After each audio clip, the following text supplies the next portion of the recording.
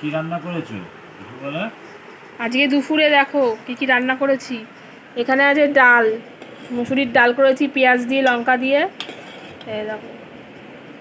আর এখানে ডিম সেদ্ধ আছে তিনটে। এটা হলো মূলো শাক।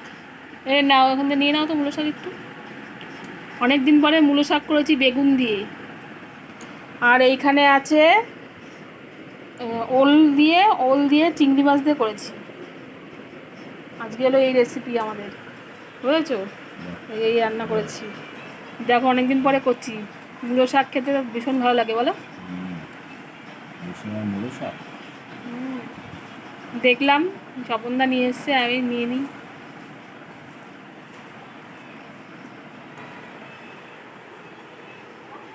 ভালো হয়েছে।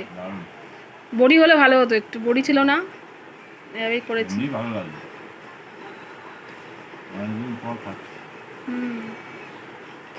এই তো এবার শীতকাল আসছে, আর তাও এখনো আসতে 1.5 মাস বাকি, 1-1.5 মাস। শীতের সব সবজি ভালোই লাগে খেতে, বলো?